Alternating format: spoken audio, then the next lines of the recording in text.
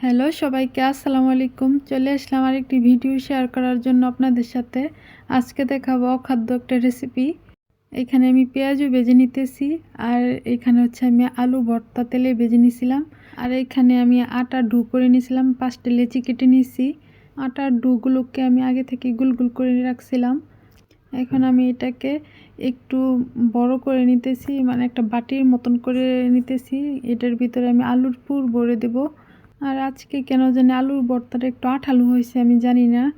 এই যে চামচের সাহায্যে আমি নিতে চেষ্টা করতেছি, কিন্তু কোনোভাবেই চামচ থেকে পড়তেছিল না আলুটা।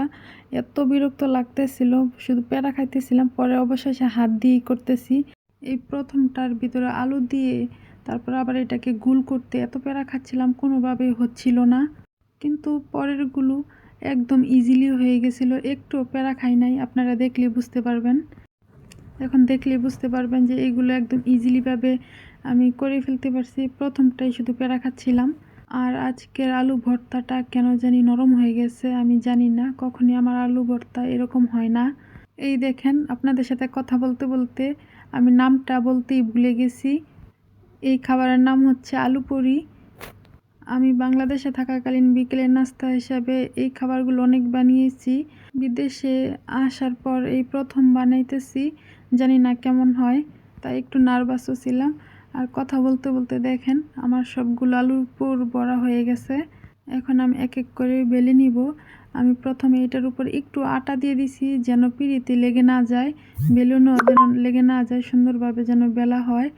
আর এটা খুব আলতো হাতে বেলতে হবে, সাবধানে, যেন ভিতরে পুরটা বের হয়ে না যায়। আপনারা চাইলে হাতের মাধ্যমেও চেপে চেপে দিতে পারেন। এখন আমি একটু হাতের মাধ্যমে চেপে চেপে দিতেছি, কারণ আমার কাছে মনে হচ্ছিল আর একটু বেললে হয়তো পুরটা বের হয়ে যেতে পারে, সেজন্য যতটা সম্ভব আমি চেপে চেপে দিতেছি। এইভাবেই আমি সবগুলো পুরি বেলে নিয়েছি, দেখেন। আর এইদিকে আমার পেঁয়াজও ভাজা শেষ। আপনারা যদি আমার স্পেশাল পেঁয়াজু রেসিপি দেখতে চান, অবশ্যই কমেন্ট করে জানাবেন। আমার এই পেঁয়াজুটা ভাজার পরেও 5-6 ঘন্টার মতো মুচমুচে থাকে এবং খেতেও অসাধারণ সুস্বাদু। এখন আমি এই পেঁয়াজু ভাজার তেলের মধ্যেই পুরিগুলো এক এক করে ছেড়ে দিয়েছি। আর উপরের দিকে আমি একটু একটু করে তেল দিয়ে দিতেছি। আর এই যে কালো কালো দেখতে পারতেছেন, এগুলো পেঁয়াজুর পেঁয়াজ। আর এই দেখেন ফুলে ফুলে উঠতেছে উপরের দিকে। এখন আমি একটু খুন্তির মাধ্যমে চেপে চেপে দিতেছি, যেন সব জায়গা দিয়ে ভালো করে ফুলে ওঠে। আর এইভাবেই আমি সবগুলো পুরি ভেজে নিব। কিন্তু অন্য দিনের তুলনায় আজকে একটু কমই ভালো হয়েছে, কিন্তু খেতে অসাধারণই ছিল। এই তো সব কয়টা আমার ভাজা শেষ।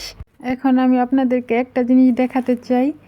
আপনারা যারা ভাবেন আমরা যারা ভিডিও করি সব কিছুই সুন্দর হয়, এই দেখেন পিছনের কাহিনী কেমন ফুলে নেয়, কেমন হয়ে রয়েছে। নর্মালি কিন্তু এরকম হয় না, আজকে এমন হয়েছে। সব সময় তো সব কিছু ভালো হয় না। তো সবাই ভালো থাকবেন, সুস্থ থাকবেন। আজকের মতো এই পর্যন্ত, আল্লাহ হাফেজ।